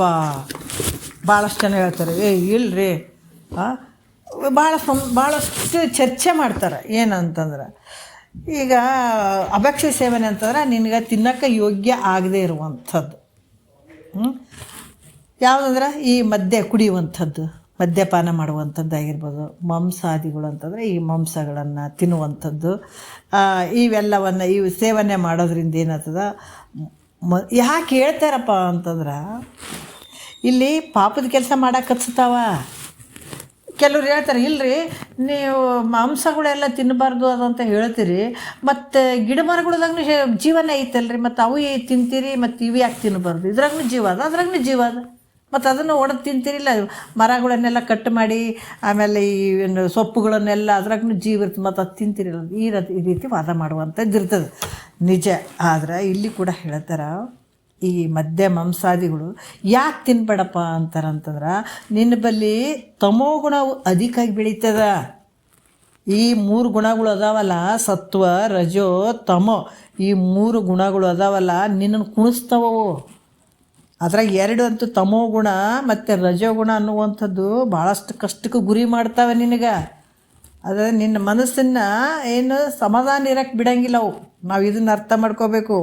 ಊಟದ ಆಹಾರ ಪದಾರ್ಥದಲ್ಲಿ ಪದ್ಧತಿಯಲ್ಲಿ ಕೂಡ ವ್ಯತ್ಯಾಸಗಳು ಇರಬೇಕಾಗ್ತದೆ. ನಿನಗೆ ಮನುಷ್ಯನಿಗೆ ಮಾತ್ರ ತಿಳಿಸ್ತದ, ಪ್ರಾಣಿ ಪಕ್ಷಿಗಳಿಗಿಂತವೆಲ್ಲ ತಿಳಿಸೋಕ್ಕಾಗ್ತದೇನೋ ಇಲ್ಲ. ಯಾಕಂದ್ರೆ ನೀ ಸುಖದಿಂದ ಆನಂದದಿಂದ ಇರಬೇಕಾಗಿತ್ತಂದ್ರೆ ಕೆಲವು ಮಾರ್ಗಗಳು, ಅದಕ್ಕೆ ಹೇಳಕತ್ತಾರೆ ಅವರು. ಈ ಶಾಸ್ತ್ರ ಯಾರಿಗೆ ಐತೆ ಅಂದ್ರೆ ಅನಾಧಿಕಾರಿಗಳು ಅಲ್ಲಲ್ಲ, ಅಧಿಕಾರಿಗಳಿಗೆ ಮಾತ್ರ ಹೇಳುವಂಥದ್ದು. ಯಾರು ನನಗೆ ಸುಖ ಬೇಕಾಗ್ಯದ, ಇಂಥ ದುಃಖದಿಂದ ನಿವೃತ್ತಿ ಆಗಬೇಕಾಗ್ಯದ, ನಾನು ಆನಂದವಾಗಿರ್ಬೇಕಾಗ್ಯದ, ಈ ಜನ್ಮ ಸಾರ್ಥಕ ಮಾಡ್ಕೊಳ್ಬೇಕಾಗ್ಯದ ಅನ್ನುವಂಥ ಬಂದವರಿಗೆ ಐತಿದ್ದು ಶಾಸ್ತ್ರ. ಅದಕ್ಕೆ ಇಲ್ಲಿ ಏನು ಹೇಳ್ತಾರೆ, ಇವೆಲ್ಲ ಅಭಕ್ಷ್ಯ ಸೇವನೆ ಅಂತಂದ್ರೆ ಇವನ್ನ ಸೇವನೆ ಮಾಡಬಾರ್ದು. ಮಾಡಿದರೆ ಏನಾಗ್ತದಂದ್ರೆ ಮನುಷ್ಯನಲ್ಲಿ ತಮೋ ಗುಣ ಅಧಿಕವಾಗಿ ಬೆಳೀತದೆ. ಸತ್ವ ರಜೋ ತಮ ಗುಣಗಳು ನಿನ್ನಲ್ಲಿ ಅದಾವಲ್ಲ, ಈ ತಮೋ ಗುಣವಾದಂಥದ್ದು ಭಾಳ ಬೆಳೀತದೆ. ಅದರಿಂದ ಏನಾಗ್ತದ, ಈ ತಮೋ ಗುಣ ಬೆಳೆಯೋದ್ರಿಂದ ಭಾಳಷ್ಟು ಪಾಪದ ಕೆಲಸಗಳು ನಡೀತಾವ ನಿನ್ನಿಂದ. ಯಾಕಂದ್ರೆ ಇಲ್ಲಿ ಒಂದು ದೃಷ್ಟಾಂತ ಕೊಡ್ತಾರೆ ನೋಡ್ರಿ, ಭಾಳ ಚಂದ ಕೊಡ್ತಾರೆ. ಏನಂತಂದ್ರೆ, ಈಗ ಒಂದು ಊರಾಗ ಒಬ್ಬ ರಾಜ ಇದ್ದ, ಒಂದು ಶಾಲೆ ಕಟ್ಸಿದ್ದ, ಧರ್ಮಶಾಲೆ ಅಂತ ಕಟ್ಸಿದ್ದ. ಅವಾಗ ಅದಕ್ಕೆ 5 ಬಾಗಿಲುಗಳನ್ನು ಇಟ್ಟಿದ್ದ. 5 ಬಾಗಿಲುಗಳನ್ನು ಇಟ್ಟಿದ್ದ. ಒಂದು ಬಾಗಿಲಲ್ಲಿ ಮಾಂಸ ಇಡಿಸಿದ್ದ. ಆ ಧರ್ಮಶಾಲೆಯಲ್ಲಿ 5 ಬಾಗಿಲುಗಳು, ಆ ಬಾಗಿಲಿ ಒಳಗೆ ಒಂದು ಕಡೆ ಮಾಂಸವನ್ನು ಇಡಿಸಿದ್ದ, ಒಂದು ಬಾಗಿಲದಲ್ಲಿ ಕುರಿಯನ್ನು ಕಟ್ಟಿಸಿದ್ದ, ಇನ್ನೊಂದು ಬಾಗಿಲಿಯಲ್ಲಿ ಸಾವಿರಾರು ರೂಪಾಯಿಗಳನ್ನು ಸುರಿವಿದ್ದ. ಒಂದು ಬಾಗಿಲಲ್ಲಿ 3 ಬಾಗಿಲು ಅದವು. ಮತ್ತು ಇನ್ನೊಂದು ಬಾಗಿಲಲ್ಲಿ ಒಬ್ಬ ವೇಶ್ಯ ಸ್ತ್ರೀಯಳನ್ನು ನಿಲ್ಲಿಸಿದ್ದ. ಕೊನೆಯ ಬಾಗಿಲಲ್ಲಿ ಶೆರೆಯನ್ನು ಇಡಿಸಿದ್ದ, ಮದ್ಯಪಾನವನ್ನು ಇಡಿಸಿದ್ದ. ಆಯಾ ಬಾಗಿಲು ಕಾಯುವವನಿಗೆ ಅಲ್ಲಿ ಒಬ್ಬೊಬ್ಬರು ನಿಲ್ಲಿಸಿದ್ದ, ಆ ಬಾಗಿಲುಗಳಿಗೆ ನಿಲ್ಲಿಸಿದ್ದ. ಯಾರಾದರೂ ನಿಮ್ಮ ಬಾಗಿಲುಗಳಿಂದ ಒಳಗೆ ಬರಬೇಕಂತಂದ್ರೆ ಅವ್ರಿಗೆ ಹೇಳಿದ್ದ, ನೋಡು ಯಾರ್ಯಾರು ಈ ಬಾಗಿಲುಗಳಿಂದ ಒಳಗೆ ಬರ್ತಾರ ಅವರಿಗೆ ಅವುಗಳನ್ನು ಅದನ್ನು ಸೇವಿಸಿ ನಂತರ ಒಳಗೆ ಬರಬೇಕು ಅವರು ಅನ್ನುವಂಥದ್ದು ಅವ್ರು. ಯಾಕಂದರೆ ಅದು ಸೇವಿಸಿದ ನಂತರ ಅವ್ರಿಗೆ ಒಳಗೆ ಬಿಡಬೇಕು ಅಂತ ಆಜ್ಞೆ ಮಾಡಿದ್ದ. ಆಜ್ಞೆ ಪ್ರಕಾರ ಕಾವಲುಗಾರರು ಎಲ್ಲರೂ ಒಪ್ಪಿಕೊಂಡು ಒಂದೊಂದು ಬಾಗಿಲಿಗೆ ನಿಂತ್ಕೊಂಡಿದ್ರು. ಆವಾಗ ಆ ಕಾರ್ಯವನ್ನು ಮಾಡೋಕ್ಕೆ ಶುರು ಮಾಡಿದರು. ಒಂದೊಂದು ದಿವಸ ಒಬ್ಬ ಪುರುಷನು ಏನು ಮಾಡಿದ, ಧರ್ಮಶಾಲೆಯಲ್ಲಿ ಒಳಗೆ ಬಂದ, ಏನು ಅಲ್ಲಿ ಹತ್ರ ಬಂದ, ಒಂದು ಬಾಗಿಲಿಗೆ ಬಂದ. ಆ ಬಾಗಿಲು ಮುಂದೆ ನಿಂತ ಮಾಂಸವನ್ನು ಇಟ್ಟಿದ್ರು, ಆ ಬಾಗಿಲಿ ಒಳಗೆ ಮಾಂಸ ಇಟ್ಟಿದ್ರು. ಆ ಕಾವಲುಗಾರ ಹೇಳ್ತಾನೆ, ನೋಡಪ್ಪ ನೀವು ಒಳಗೆ ಹೋಗ್ಬೇಕಾಗಿತ್ತು, ಈ ಬಾಗಿಲಿಂದ ಒಳಗೆ ಹೋಗ್ಬೇಕಾಗಿತ್ತಂದ್ರೆ ಈ ಮಾಂಸವನ್ನು ತಿಂದು ನೀವು ಒಳಗೆ ಹೋಗಬೇಕು ಅಂತ ಹೇಳಿದ. ಆಗ ಆ ಪುರುಷ ಏನು ಹೇಳ್ತಾನೆ, ಥೋ ಇದು ಅಭಕ್ಷ್ಯ ಸೇವನೆ ಐತೆ, ಇದು ಮಾಡಬಾರ್ದು ಅಂತ ಹೇಳಿ 2ನೇ ಬಾಗಿಲಿಗೆ ಬಂದಾತ. ನಾನು ಮಾಡೋಕ್ಕಾಗಂಗಿಲ್ಲಪ್ಪ, ಇದು ತಿನ್ನಂಗಿಲ್ಲ ಅಂತ ಹೇಳಿಬಿಟ್ಟು ಏನು ಮಾಡಿದಂತ 2ನೇ ಬಾಗಿಲಿಗೆ ಬಂದುಬಿಟ್ಟ. ಆವಾಗ ಅಲ್ಲಿ ಒಂದು ಕುರಿ ಇತ್ತು, ಇನ್ನೊಂದು ಬಾಗಿಲಿಗೆ ಕುರಿ ಇತ್ತು. ಅಲ್ಲಿ ಬಂದಗಳನ್ನೇ ಅಲ್ಲಿ ಕಾವಲ್ಗಾರ ಹೇಳ್ತಾನೆ, ನೀನು ಹೋಗ್ಬೇಕಾದ್ರೆ ಈ ಕುರಿಯನ್ನು ಕೊಂದು ಒಳಗೆ ಹೋಗಬೇಕು ಅಂತಂದ. ಅಂದಗಳನ್ನೇ ಆತ ಹೇಳ್ದ. ಆಗ ಆ ಪುರುಷ ಏನು ಹೇಳ್ತಾನೆ, ಇದು ಪ್ರಾಣಹಿಂಸೆ ಆಗ್ತದೆ, ಪ್ರಾಣಹಿಂಸೆ ಆಗ್ತದೆ, ಇದನ್ನು ಕೊಲ್ಲಬಾರ್ದು ಅಂತ ಹೇಳಿ ಇದನ್ನು ನಾ ಈ ಕೆಲಸ ಮಾಡೋಕ್ಕಾಗಂಗಿಲ್ಲಪ್ಪ, ಇದು ನನ್ನ ಕೈಲಾಗಲ್ಲ ಅಂತ 3ನೇ ಬಾಗಿಲಿಗೆ ಹೋದ. ಆ ಬಾಗಿಲಿಗೆ ಬಂದ ಅಲ್ಲಿ ಸಾವಿರಾರು ರೂಪಾಯಿಗಳಿತ್ತು ಆ ಬಾಗಿಲಿ ಒಳಗೆ. ಅದಕ್ಕೆ ಅಲ್ಲಿ ಕಾವಲ್ಗಾರ ಹೇಳ್ತಾನಪ್ಪ, ನೀನು ಈ ರೂಪಾಯಿಗಳನ್ನು ತೊಗೊಂಡು ನೀವು ಒಳಗೆ ಹೋಗು ಅಂದತ. ಅಂದಗಳನ್ನೇ ಆತಂತನ ಇದು ಏನಂದ್ರೆ ಪರರ ದ್ರವ್ಯ ಐತಿದು, ಪರದ್ರವ್ಯ ಐತೆ, ಇದು ಅಪಹರಣ ಮಾಡಬಾರ್ದಪ್ಪ, ಇದನ್ನು ನಾನು ಮಾಡೋಕ್ಕಾಗಂಗಿಲ್ಲ ಅಂತ ಹೇಳಿ ಆತ 4ನೇ ಬಾಗಿಲಿಗೆ ಬಂದ. 4ನೇ ಬಾಗಿಲಿಗೆ ಬಂದ. ಅಲ್ಲಿ ಒಬ್ಬ ವೇಶ್ಯ ಸ್ತ್ರೀಯನ್ನು ನಿಲ್ಲಿಸಿದ್ರು. ಅಲ್ಲಿ ಕಾವಲ್ಗಾರ ಹೇಳ್ತಾನೆ, ನೀ ವೇಶ್ಯ ಸ್ತ್ರೀಯನ್ನು ಭೋಗಿಸಿ ಒಳಗೆ ಹೋಗಪ್ಪ, ಆಕಿನ್ನ ಕುಡ್ಕೊಂಡು ಹೋಗು ಅಂತ ಹೇಳಿದತ. ಅದಕ್ಕೆ ಆಗ ಪುರುಷ ಹೇಳ್ತಾನೆ, ಇದು ಪರಸ್ತ್ರೀ ಗಮನ ಆಗ್ತದಪ್ಪ, ಇದು ಪಾಪದ ಕೆಲಸ ಆಗ್ತದೆ, ಇದನ್ನು ನಾನು ಆಕಿನ್ನ ನನ್ನ ಕರ್ಕೊಂಡು ಹೋಗಂಗಿಲ್ಲ ಅಂತ ಹೇಳಿದಗಳನ್ನೇ ಪುನಃ ಅದನ್ನು ಬಿಟ್ಟ 5ನೇ ಬಾಗಿಲಿಗೆ ಬಂದ. ನೋಡ್ರಿ, ಅದನ್ನು ಪಾಪದ ಕೆಲಸ ಆಗ್ತದೆ, ನನಗೆ ಬೇಕಾಗಿಲ್ಲ ಅಂತ 5ನೇ ಬಾಗಿಲಿಗೆ ಬಂದ. ಅಲ್ಲಿ ಏನೇ ಇಟ್ಟಿದ್ರು, ಸೆರೆ ಇಟ್ಟಿದ್ರು. 5ನೇ ಬಾಗಿಲಿಗೆ ಸೆರೆ ಇಟ್ಟಿದ್ರು, ಅಂದ್ರೆ ಮದ್ಯಪಾನ ಅದನ್ನಿಟ್ಟಿದ್ರು. ಅಲ್ಲಿ ಕಾವಲ್ಗಾರ ಹೇಳ್ತಾನೆ, ನೋಡಪ್ಪ ನೀನು ಒಳಗೆ ಹೋಗ್ಬೇಕಾಗಿತ್ತಂತಂದ್ರೆ ಇದನ್ನು ಕುಡಿದು ಬಿಟ್ಟು ಒಳಗೆ ಹೋಗು ಅಂತಂದ. ಆಗ ಆತ ಏನು ಮನಸ್ಸಿನಾಗ ಅನಿಸ್ತು, 4 ಬಾಗಿಲಿಯನ್ನು ದಾಟಿ ಬಂದಿದ್ದಾತ, ವಲ್ಲ ಅಂತೇಳಿ. ಅವಾಗೇನು ಅನ್ನಿಸ್ತಾ 5ನೇ ಬಾಗಿಲಿಗೆ, ಅರೆ ಇದು ನೀರಿದ್ದಂಗೆ ಅದಪ್ಪ, ಸೆರೆ ಅಂದರೆ ನೀರಿದ್ದಂಗೆ ಅದ, ಇದು ಒಂದು ಗಿಡದ ರಸ ಐತೆ ನೋಡ್ರಿ ಹೆಂಗೆ ಬರ್ತದ. ಇದೊಂದು ಗಿಡದ ರಸ ಐತಿ, ಇದನ್ನು ಕುಡಿಯೋದ್ರಿಂದ ಯಾವ ದೋಷ ಬರೋದಿಲ್ಲಲ್ಲ, ಬರೀ ನೀರಿದ್ದಂಗೆ ಅದ, ಇದು ಗಿಡದದ ಅಂತ ಅಂದ. ಅದನ್ನು ಕುಡಿದು ಬಿಟ್ಟ ನೋಡ್ರಿ. ಅವನಿಗೆ ಯಾಕಂತಂದ್ರೆ ಮಬ್ಬು ತಲೆಗೇರಿ ಬಿಡ್ತು.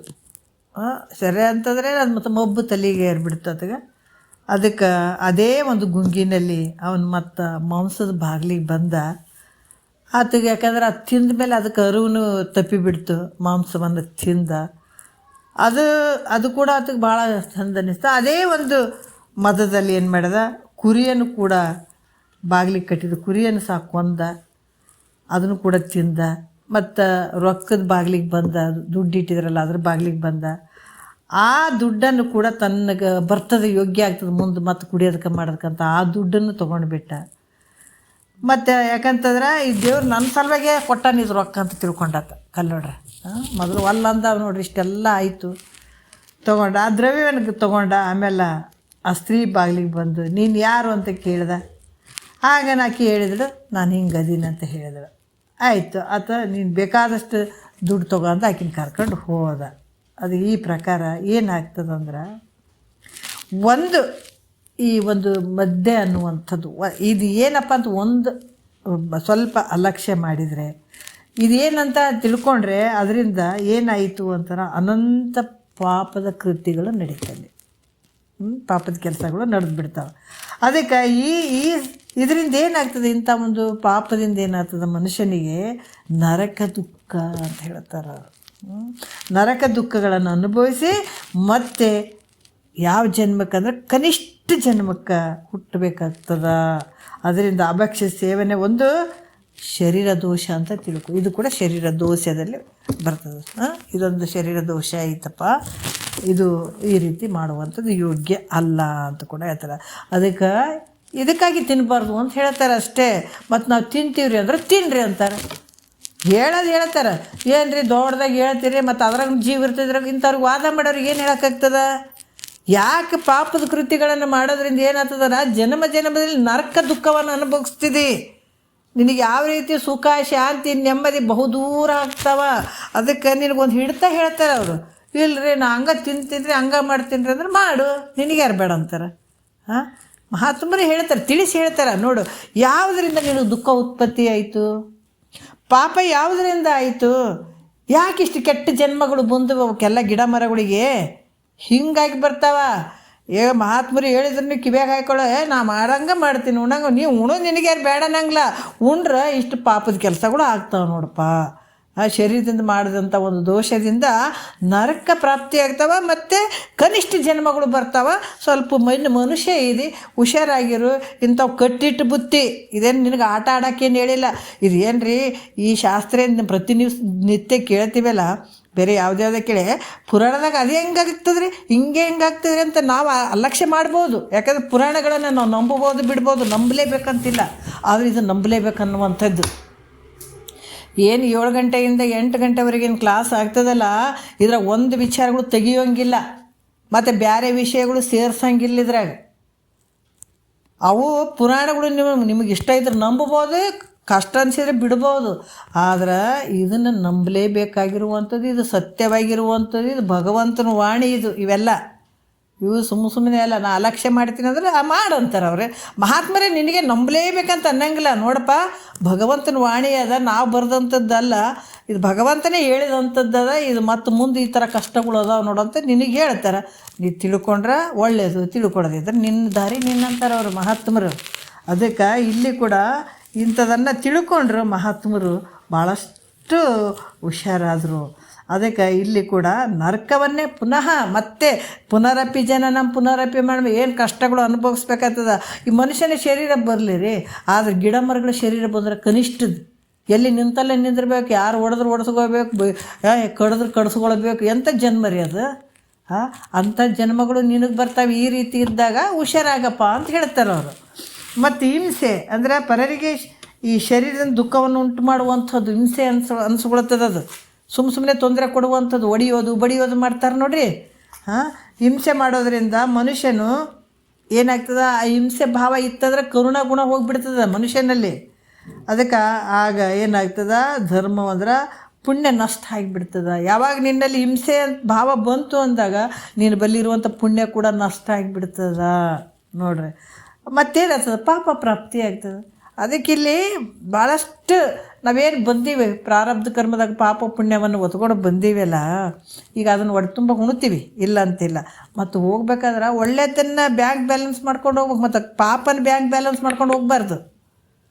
ಅದಕ್ಕೆ ಇಲ್ಲಿ ಮಹಾತ್ಮರು ಭಾಳಷ್ಟು ವಿಚಾರಗಳನ್ನು ಹೇಳ್ತಾರೆ.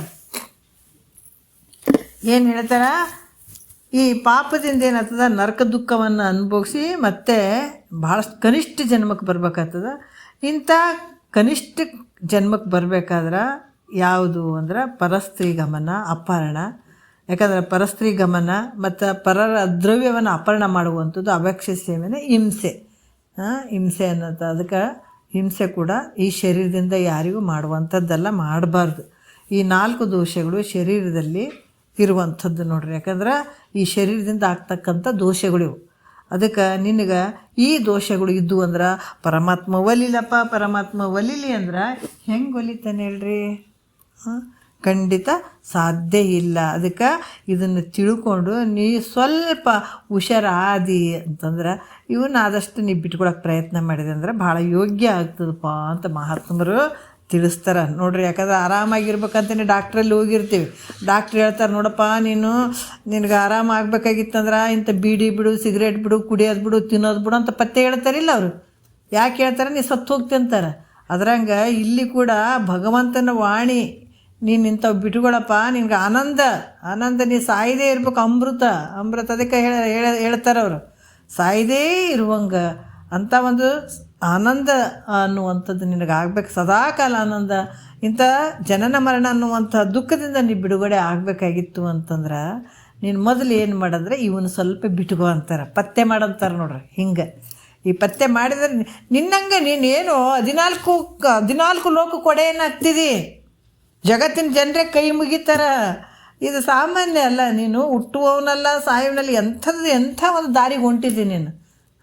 ನೀ ಆರಾಮಾಗಿರ್ಬೇಕಂತಲೇ ಬಂದಿದ್ದಿಲ್ಲ, ನನಗೆ ದುಃಖ ಐತಂತ ಬಂದಿದ್ದಿಲ್ಲ. ಆ ದುಃಖವನ್ನು ನಿವೃತ್ತಿ ಮಾಡ್ಕೊಳ್ಳೋದಕ್ಕಾಗಿ ಇಂಥವೆಲ್ಲ ನೀವು ಸ್ವಲ್ಪ ಬಿಟ್ಕೊಂಡು ಮತ್ತು ನೀನು ಹೋದಿದ್ದೆ ಅಂದ್ರೆ ಪರಮಾತ್ಮನ ಕೃಪೆ ಆಗ್ತದೆ. ಅದಕ್ಕೆ ಶರೀರದಿಂದ ದೋಷಗಳು ಅದಾವಪ್ಪ, ಅದಕ್ಕೆ ಇದನ್ನು ನೋಡ್ಕೊಂಡು ತಿಳ್ಕೊಂಡು ಇದನ್ನು ಬಿಟ್ಕೊಂಡಿದ್ದೆ ಆದರೆ ಒಳ್ಳೆಯದು ನಿನಗಂತ ಹೇಳಿ, ಮತ್ತು ಮುಂದೆ ವಾಣಿ ದೋಷ ಏನ್ರಿ, ನಾವು ಮಾತಾಡುವಂಥ ದೋಷಗಳು ಏನೇನು ಅದಾವೆ, ಇದು ನಮಗೆ ಹೇಳುವಂಥದ್ದು, ನಾವು ಇನ್ನೊಬ್ರಿಗೆ ತೋರಿಸುವಂಥದ್ದಲ್ಲ ನೋಡ್ರಿ. ಮೊದಲನೇ ವಿಚಾರ ನಾವು ಕರೆಕ್ಟಾಗಿ ತಿಳ್ಕೊಬೇಕು. ನಾವು ಇನ್ನೊಬ್ರಿಗೆ ತೋರಿಸುವಂಥದ್ದು ಇದು ಗ್ರಂಥ ಅಲ್ಲ, ನಮ್ಮನ್ನು ನಾವೇ ನೋಡ್ಕೊಳ್ಬೇಕಿದು.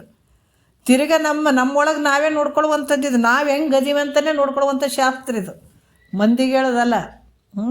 ಹಾಗಾಗಿ ನಾಳೆ ನಮ್ಮ ವಾಣಿ ಹೆಂಗದ, ನಮ್ಮ ವಾಣಿ ದೋಷ ಹೆಂಗದ, ಶುದ್ಧ ಐತೋ ಹೆಂಗೈತೋ, ಮತ್ತು ನಾವು ಏನೇನು ಬಿಟ್ಕೊಳ್ಬೇಕು, ನಾವು ಹೆಂಗೆ ಇಟ್ಕೊಳ್ಬೇಕು, ಈ ವಾಣಿ ದೋಷದಿಂದ ಕೂಡ ನಮ್ಗೆ ನರಕ ಪ್ರಾಪ್ತಿ ಆಗ್ತವೆ. ಅದಕ್ಕೆ ಯಾವ ಜನ್ಮಗಳು ಬರ್ತಾವೆ, ವಾಣಿ ದೋಷದಿಂದ ನಮಗೆ ಯಾವ ಜನ್ಮಗಳು ಬರ್ತಾವೆ, ಎಲ್ಲ ಸಮಗ್ರ ವಿಚಾರವನ್ನು ನಿಜಗೊಂಡ್ರು ಹೇಳಿದ್ದಾರೆ. ನಾವು ಇದನ್ನು ಕೇಳಕತ್ತೀವಿ, ಬಹಳ ಧನ್ಯರಲ್ಲ. ಮತ್ತೆ ನಾಳೆ ನೋಡೋಣ. ಒಂದೆರಡು ಮತ್ತು ಗುರುಗಳ ಪಾದಕ್ಕೆ ಅರ್ಪಿಸಿ ಹರ ಓಂ.